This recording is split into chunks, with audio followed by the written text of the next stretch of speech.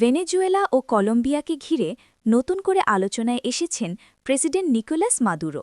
দুই দেশের সার্বভৌমত্ব ও সামরিক ঐক্য নিয়ে তার সাম্প্রতিক মন্তব্য এখন আন্তর্জাতিক অঙ্গনে ব্যাপকভাবে আলোচিত হচ্ছে।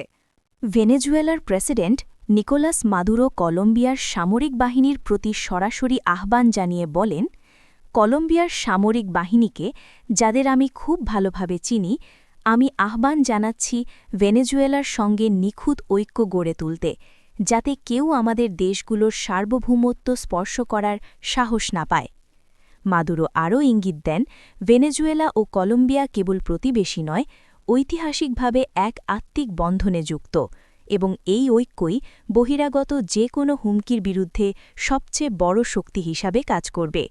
সাম্প্রতিক সময়ে যুক্তরাষ্ট্রের সঙ্গে ভেনেজুয়েলার টানাপোড়েন, সামরিক হুমকি এবং আঞ্চলিক ভূরাজনৈতিক উত্তেজনার প্রেক্ষাপটে মাদুরোর এই বার্তাকে বিশেষ গুরুত্ব দিয়ে দেখা হচ্ছে। ওয়াশিংটনের চাপ, সম্ভাব্য সামরিক অভিযানের আশঙ্কা এবং সীমান্ত এলাকায় টান টান পরিস্থিতির মধ্যেই তিনি এই ঐক্যের ডাক দিলেন।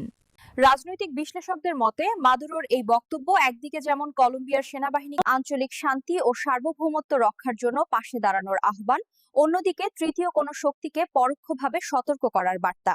তার মতে ভেনেজুয়েলাকে ছুঁলে কলম্বিয়াকেও ছোঁয়া হবে, এমন মনোভাব তুলে ধরে মাদুরো মূলত দুই দেশকে এক যৌথ প্রতিরক্ষা বেষ্টনীর বার্তা দিতে চেয়েছেন।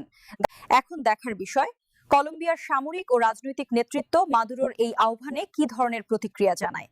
ভবিষ্যতে ভেনেজুয়েলা কলম্বিয়া সম্পর্ক কি আরো ঘনিষ্ঠ সামরিক সহযোগিতার দিকে যাবে, নাকি বাড়বে নতুন কোনো রাজনৈতিক টানাপোড়েন?